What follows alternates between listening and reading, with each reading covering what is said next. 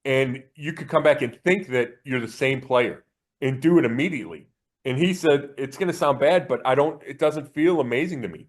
That's just who I am. You come back, you fight through the rehab. He goes, technique wise, he goes, I feel the same. I know exactly what I'm doing. It's just a matter if the knee holds up. And the knee has held up. He says he has complete confidence in the knee. Says his confidence is at an all-time high. And so it's, first of all, it's a great comeback story, number one. Number two, I think a lot of people even inside the Browns building, had discounted Conklin. He felt like an insurance policy this year if DeJuan Jones and Jedrick Wills Jr. were healthy, that he'd be your third guy. And, they got him under contract for the next 2 years at $14 million. He's got a $19 million cap hit, $19.5 million for each of the next 2 seasons. I had kind of dismissed Conklin as a piece of the Browns' future. Now I don't think you can do that. Let's assume he stays healthy, and for Jack, you can knock on wood.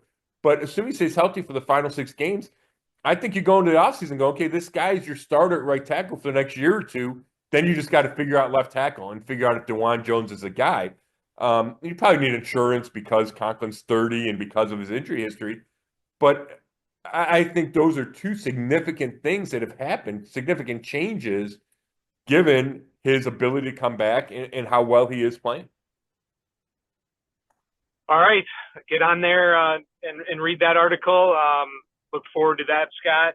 So we got Denver, a tough place to play. As you mentioned, it's a 2-day trip. They're going to go out there on Saturday.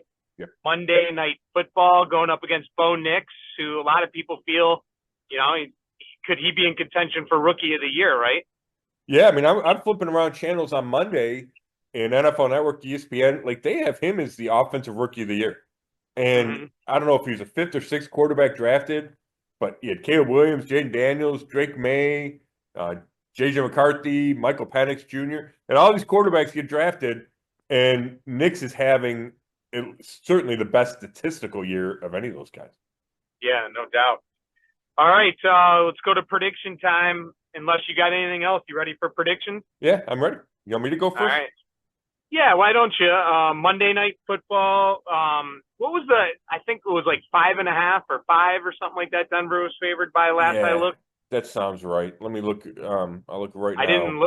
I didn't look this morning. I looked yesterday. Yeah, let me see what we had in the paper this morning because we run those lines and I got it right here. I think because you're always trying to kind of guess what the line is. And 5.5 felt right to me. Yep, 5.5, 41.5 over under. So okay, yeah, there you go. Yeah, so that sounds about right. It's not huge, which I guess you could make the argument. The Broncos are 7-5, so Browns are 3-8 down the road to Monday night. Maybe it would feel like a bigger line, but here's what I'll tell you, Chad. I went back and I watched the last 2 Broncos games, and they blew out the Falcons, and then they beat the Raiders on Sunday. It's probably a closer game than it wasn't a blowout, but they were up by 2 scores late, and then the Raiders had a couple chances to get within score and have a chance at the end, and they failed. They're moving the ball. You mentioned Bo Nix, which stood out to me watching those 2 games. He makes a lot of plays. It feels like from a not off schedule necessarily, but it doesn't have to be sitting in the pocket. Like, he can be moving. He can be off his feet, like rolling right, and he just makes these throws. And I like how he throws the ball. He's got some escapability to him.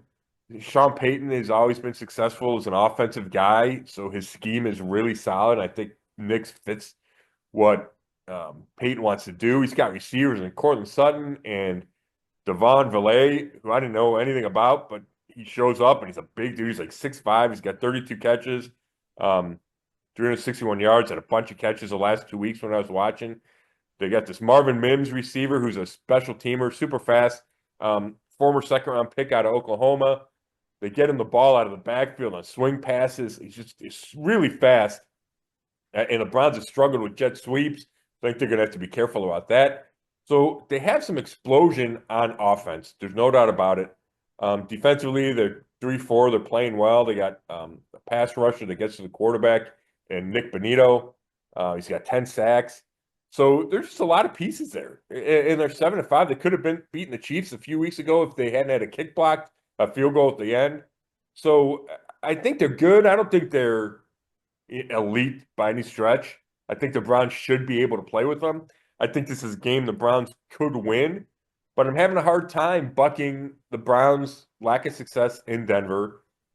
Denver needing the win as they try to chase down a playoff spot. How hard it is to win in Denver, period. And that offense. I think Denver's probably going to be able to move the ball. I like the fact that the Browns can match up man to man, and that gives them a chance to shut down some of those receivers that I mentioned. But I kind of want to pick the Browns, Chud, like feel that they could get something going. I just think it's a tough place to play, and I'm going to go Broncos 24-23. 24-23. All right. Yeah, I agree with pretty much everything you say. I think I gotta go back to my old standby. Show it to me. Show me you can win 2 games in a row. Show me you can beat a team that's not in the AFC North, and show it to me, and then I'll pick you again. So I agree. In Denver, I think it's going to just be. I think Denver's got so much more to play for. So I'm going to go.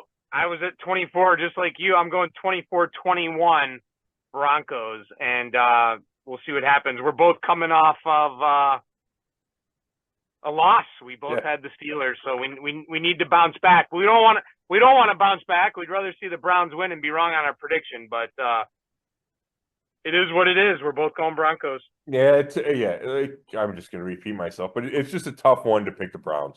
You could do it I could easily see them winning. I just think it's a hard one. And maybe maybe the Broncos aren't that good. And I think there's a chance that the Broncos are kind of a borderline playoff team. So, can they win 3 in a row? Maybe this is the game where they fall back to earth and the Browns steal another one. I just can't make that pick. So, yep. Yeah. All right, Scott, happy Thanksgiving to everybody out there. Enjoy it. Happy Thanksgiving to you, and we'll talk again next week. Thanks a lot, Chud. Have a safe weekend. Appreciate you as always. Appreciate everybody listening. This has been another episode of the Zone Coverage Podcast, and you can read all my work at brownzone.com. Thanks.